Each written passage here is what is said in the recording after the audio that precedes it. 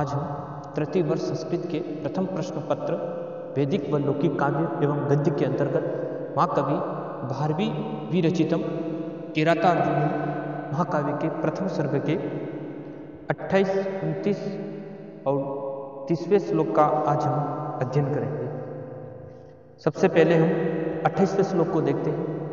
इस वाले श्लोक में दुर्योधन की सफलताओं के समाचार को सुनकर द्रौपदी का क्रोध उच्चतम स्तर पर पहुंच जाता है। युधिष्ठिर के क्रोध को तथा उद्योग को उत्पित यानी जागृत करने के लिए द्रौपदी इस प्रकार के वचन युधिष्ठिर के सामने कहती है। उन्हीं का उल्लेख महाकवि भारवी ने उक्त श्लोक में किया है।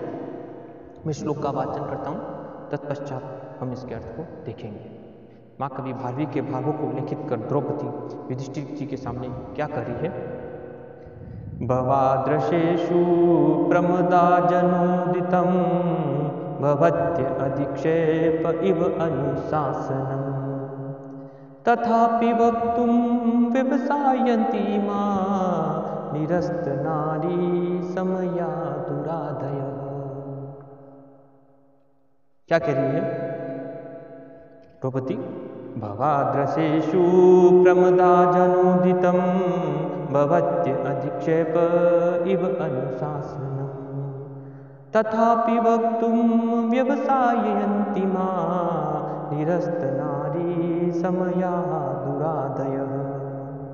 भवादृशेषु प्रमदा जनोदितं भवत्य अधिक्षेप इव अनुशासनम् तथापि वक्तुं व्यवसायन्ति मां निरस्तनारी समया दुराधयः।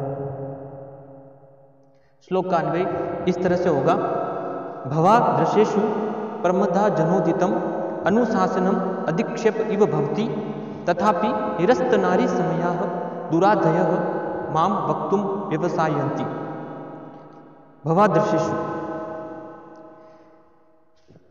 द्रौपदी युधिष्ठिर जी को संबोधित करके कह रही है भवादृशेषु यानी आप जैसे व्यक्तियों को प्रमदा जनो उदितम यानी प्रमदा जनेन उदितम तृतीय तत्पुरुष समास से प्रमदा चसो जन प्रमदा जनम यानी आप जैसे व्यक्तियों को प्रमदा जनो उदितम यानी मुझ जैसी स्त्री के द्वारा उदितम यानी कहा गया अनुशासनम अधिक्षेप इव भवति यानी उपदेश देना। अनुशासन का अर्थ है जिस कार्य में हमें एकाग्र चित्ता रखने के लिए कोई उपदेश देता है, हमें कोई वचन कहता है, उसके संदर्भ में बता रहे हैं कि भवादृशेषु यानी मुझ जैसे व्यक्ति विशेष यानी मुझ जैसी स्त्रियों के द्वारा अनुशासन यानी आप जैसे को उपदेश देना अधिक्षेप इव भवति। अधिक्षेप का अर्थ है तिरस्कार के समान है, अनुचित है। यानी मुझ जैसे व्यक्ति विशेष एक स्त्री के द्वारा आप जैसे राजन लोगों को उपदेश देना तिरस्कार के समान ही है। फिर आगे कह रही है द्रौपदी तथापि निरस्त नारी समया तथापि परंतु निरस्त नारी समया यानी निरस्त नारी समया निरस्त का अर्थ है समाप्त करना यानी स्त्रियों के शालीनता रूपी निरस्त नारी समया यानी स्त्रियों के शालीनता रूपी सदाचार को समाप्त कर देने वाली दुराधय यानी ये दुष्ट व्यथाएं यानी मेरे अंदर जो दुष्ट व्यथाएं हैं, मेरे अंदर जो भाव हैं जो मुझे पीड़ित कर रहे हैं, वे भाव माम वक्तुम व्यवसायन्ति यानी ये दुष्ट व्यथा ही मुझको माम वक्तुम यानी मुझको बोलने के लिए क्या करिए व्यवसायन्ति यानी मुझको बोलने के लिए प्रेरित कर रही है, मुझे क्या कर रही है उद्घाटित करने के लिए तत्पर कर रही है। एक साथ अर्थ को वापिस देखिए क्या कर रहे हैं कि भवादृशेषु यानी आप जैसे प्रमदा जनो उदितम यानी आप जैसे व्यक्तियों को आप जैसे व्यक्ति विशेष को मुझ जैसी प्रमदा जनो उदितम यानी मुझ जैसी स्त्री के द्वारा उपदेश देना अनुशासन यानी उपदेश देना अधिक्षेप इव भवति यानी क्या है उपदेश देना क्या है अधिक्षेप यानी तिरस्कार के समान ही है। तथापि फिर भी परंतु निरस्त नारी समया फिर भी स्त्रियों की शालीनता रूपी सदाचार को दुराधय यानी ये दुष्ट व्यथाएं माम वक्तुम व्यवसायन्ति यानी मुझे दुष्ट व्यथाएं बोलने के लिए क्या कर रही है प्रेरित कर रही है। यानी द्रौपदी के कहने का भाव यह है कि आप जैसे महान व्यक्तियों को राजन व्यक्तियों को मुझ जैसे एक स्त्री के द्वारा उपदेश देना उचित नहीं है, क्योंकि आप एक राजन हो, आपके पास में एक पूरी प्रजा के संचालक हो, आप एक राजसी परिवार से संबंधित हो, राजकुल में आपका जन्म हुआ है, तथापि मेरे मन में जो अधिक पीड़ाएं हैं वही मुझे इस प्रकार बोलने के लिए बाध्य कर रही है। यानी द्रौपदी का कहने का तात्पर्य है कि मैं नहीं बोलती, लेकिन मेरे अंदर जो दुष्ट व्यथाएं पीड़ाएं हैं, आज वही पीड़ाएं मुझे बोलने के लिए तत्पर कर रही है। महाकवि भारवी ने उक्त श्लोक में वसंत छंद और काव्यलिंग अलंकार का प्रयोग किया है। सामान्यतया स्त्रियों में शालीनता होती है और वे अपने स्वामी के प्रति धृष्टता का आचरण नहीं करती, उनके प्रति अनुचित वचनों को वो उल्लिखित नहीं करती, परंतु जब पीड़ा सहन करने से बाहर हो जाती है, अत्यधिक पीड़ा होने पर उनकी शालीनता समाप्त हो जाती है और वे कुछ कटु वचन उनको करने के लिए उचित हो जाती है। उन्हीं भावों का उल्लेख महाकवि भारवी ने इस उक्त श्लोक में किया है। एक बार पुनः वाचन कर इसके अर्थ को देखते हैं। क्या कहते हैं द्रौपदी युधिष्ठिर जी को? भवादृशेषु प्रमदा जनोदितं भवत्य अधिक्षेप इव अनुशासनम् तथापि वक्तुं व्यवसायन्ति मा निरस्तनारी समयाः दुराधयः। भवादृशेषु यानी आप जैसे व्यक्तियों को प्रमदा जनोदितम यानी मुझ जैसी स्त्री के द्वारा अनुशासन उपदेश देना अधिक्षेप एवं भवती यानी तिरस्कार के समान ही है। तथापि लेकिन परंतु निरस्त नारी समय यानी स्त्रियों की शालीनता रूपी सदाचार को दुराधय यानी समाप्त करने वाली दुराधय यानी व्यष्ट व्यथा ही माम वक्तुम व्यवसन यानी मुझे बोलने के लिए प्रेरित कर रही है, मुझे बोलने के लिए तत्पर कर रही है। सर्वेभ्यो नमो नमः। आज हम तृतीय वर्ष संस्कृत के प्रथम प्रश्न पत्र वैदिक व लौकिक काव्य के अंतर्गत महाकवि भारवी विरचितम किराता अर्जुन महाकाव्य के प्रथम सर्ग के 29वें श्लोक का आज हम अध्ययन करेंगे। इस वाले श्लोक में दुर्योधन की सफलता के समाचारों को सुनाकर क्रोध से भड़की हुई द्रौपदी युधिष्ठिर के क्रोध को जागृत करने के लिए उन्हें उल्हाना देती हुई कहती है कि इस प्रकार मैं स्त्री होते हुए भी आपको उपदेश दे रही हूँ, क्योंकि मुझ पर जो विपत्तियां आई है उन विपत्तियों ने मेरी शालीनता को समाप्त कर दिया है। वह कहती है कि इस पृथ्वी के स्वामी तुम्हारे ही पूर्वज थे जिसको तुमने अपने ही हाथों गवा दिया है। तो उन्हीं भावों का उल्लेख महाकवि भारवी ने उक्त श्लोक में किया है। मैं श्लोक का वाचन करता हूँ, तत्पश्चात हम इसके अर्थ को देखेंगे। उन भावों को उल्लेखित कर द्रौपदी क्या कह रही है? अखंडम आखंडलम तुल्य धामपि चिरम धृता भूपतिभिः सब वंशजे त्वया आत्महस्तेन महीमदच्युता पतंगजेन अस्त्रगीव अपभ्रजिता। क्या भावों को अभिव्यक्त कर रहे हैं महाकवि भारवी द्रौपदी के? अखंडम आखंडलम तुल्य धामपि चिरम धृता भूपतिभिः सब वंशजे त्वया आत्महस्तेन महीमदच्युता मतंगजेन अस्त्रगीव अपभ्रजिता।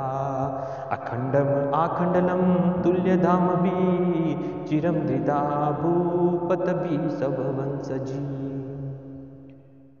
अखंडम आखंडलम तुल्यधामपि चिरं धृता भूपतिभिः सब वंशजी त्वया आत्महस्तेन महीमदच्युता मतंगजेन अस्त्रगीव अपभ्रजिता। आखंडल तुल्यधामभिः सब वंशजः भूपतिभिः चिरम अखंडम धृता मही त्वया मदच्युता मतंगजेन अस्त्रघ इव आत्महस्तेन अपभ्रजिता।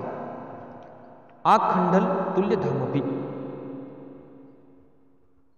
यहाँ पर महाकवि भारवी द्रौपदी के भावों को उल्लेखित कर बता रहे हैं कि आखंडल तुल्य धामभिः। आखंडल यानी आखंडल जो पर्यायवाची जो शब्द है वह इंद्र के लिए आता है। इंद्र के लिए इस आखंडल शब्द का प्रयोग किया जाता है। बहुब्रीहि समास है इसमें। आखंडल तुल्य धामभिः आखंडलेन तुल्यम धाम यशामते यानी जिसका धाम आखंडलेन यानी बिना किसी खंड यानी एक अविच्छिन्न परंपरा के द्वारा जिसका जो धाम है वो उद्घाटित है, शोभायमान है, प्रकाशमान है, उसके संदर्भ में है। तो इंद्र के संदर्भ में आया है कि आखंडलेन तुल्य धामभिः यानी इंद्र के समान तेजस्वी। फिर कह रहे हैं तुल्य धामभिः यानी इंद्र के समान तेजस्वी और सब वंशज यानी अपने ही कुल में भूपतिभिः यानी उत्पन्न भूपतिभिः यानी पूर्व जो राजा है राजाओं के द्वारा चिरम यानी चिरकाल तक अखंडम यानी अविच्छिन्न रूप से धारण की हुई धृतामही, धृता का अर्थ धारण करता, मही यानी पृथ्वी को आपने उसी प्रकार हाथ से त्याग दिया। त्वया मदच्युता, मदच्युत का अर्थ यहाँ पर मद को बहाने हाथी के संदर्भ में आ रहा है कि त्वया में उसी प्रकार से छोड़ दिया जिस प्रकार से त्वया मदच्युता, यानी जिस प्रकार से मदच्युता यानी मद को बहाने वाला मतंग जैन यानी हाथी के द्वारा अस्त्रग इव यानी अपने हाथ से माला के समान आत्महस्तेन यानी अपने हाथ से उस माला के समान अपनी आत्महस्तेन अपव्रजिता यानी अपनी सूंड से जिस प्रकार से हाथी माला को छोड़ देता है उसी प्रकार से आपने अपने राज्य को शत्रु के हवाले कर दिया है। एक साथ अर्थ को देखिए, क्या करी द्रौपदी, आखंडल तुल्य धामवी यानी इंद्र के समान तेजस्वी सब वंशज यानी अपने कुल में उत्पन्न भूपति भी यानी पूर्वज राजाओं के द्वारा चिरम अखंड यानी चिरकाल तक अविच्छिन्न रूप से त्रिता यानी धारण की हुई मेही यानी पृथ्वी को त्वया यानी आपने मदच्युता यानी उसी प्रकार अपने हाथ से त्याग दिया है जिस प्रकार से मतंग जैन यानी जिस प्रकार से मद जल को मतंग जैन यानी मदच्युता यानी मद को बहाने वाले मद जल को बहाने वाले मतंग जैन यानी जिस प्रकार से हाथी अपनी सूंड से क्या करे अस्त्रग एवं आत्महस्तेन अपव्रजिता यानी अपनी सूंड से माला को छोड़ देता, उसी प्रकार से आत्महस्तेन अपव्रजिता उसी प्रकार से आपने अपने इस राज्य सिंहासन को आपने अपनी इस सत्ता को शत्रु के हवाले कर दिया है।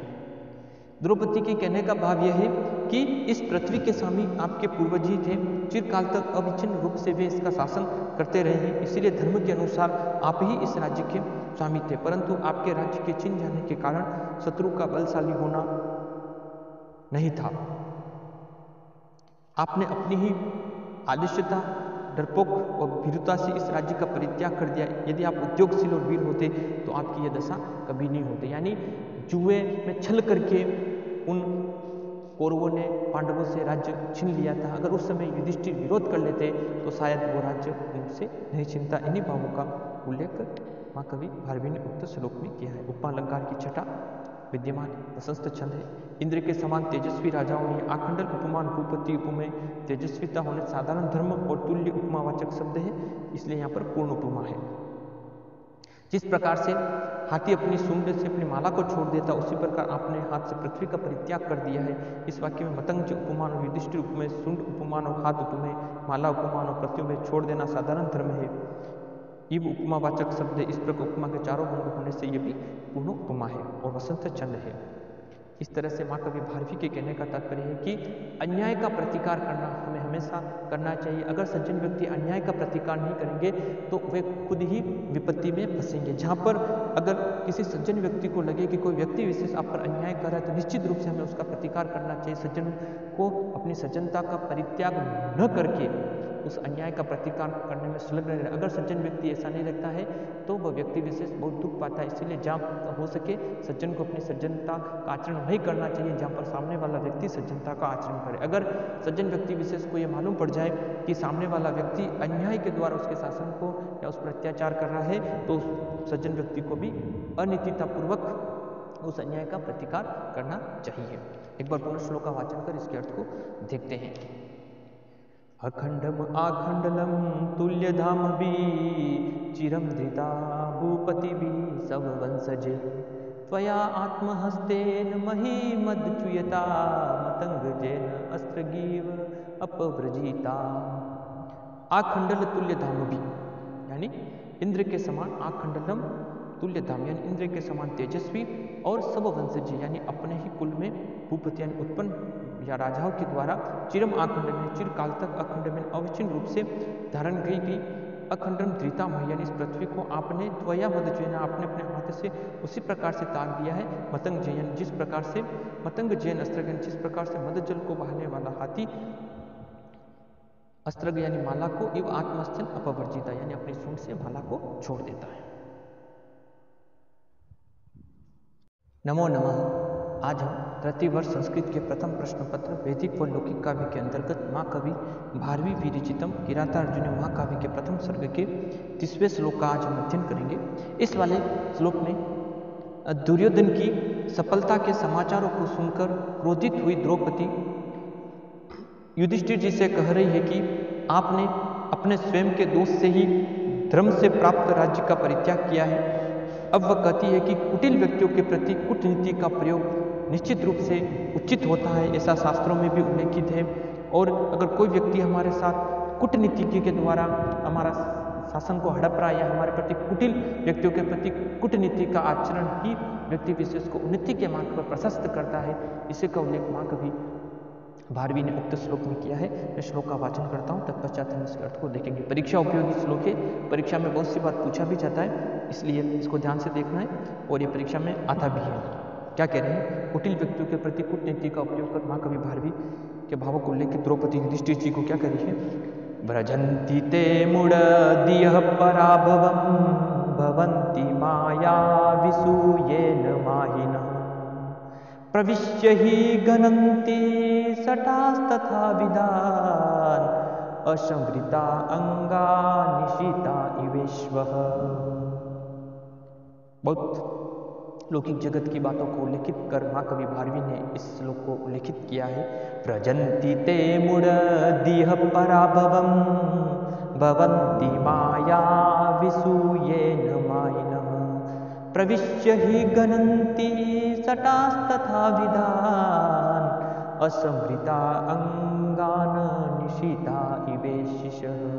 व्रजन्ति ते मुड़दियः पराभवं भवन्ति माया विसूयेन माहिनः व्रजन्ति ते मुड़दियः पराभवं भवन्ति माया विसूयेन माहिनः प्रविश्य हि गणन्ति सटास्तथा विदान् असंवृता अंगा निशिता इवेश्वः। श्लोकान्वय इस तरह से होगा।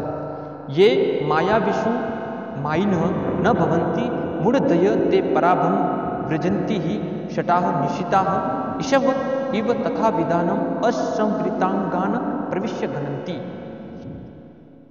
क्या कह रहे हैं? ये माया विषु माहिन, यानी जो माया विषु यानी जो कपट का आचरण करने वाले व्यक्ति विशेष के प्रति माहिन यानी कपट का जो आचरण करने वाले व्यक्तियों के प्रति माहिन यानी कपट का आचरण न करने वाले न भवंती यानी जो आचरण नहीं करते मूढ़धयी यानी धयी का अर्थ है यहाँ पर बुद्धि से मूढ़धयी यानी जो मंद बुद्धि वाले व्यक्ति हैं, ऐसे मंद बुद्धि वाले जो व्यक्ति थे ते पराभवम व्रजंती यानी ऐसे जो व्यक्ति विशेष है वह क्या हो जाते हैं? पराभवम यानी ऐसे व्यक्ति विशेष क्या हो जाते हैं?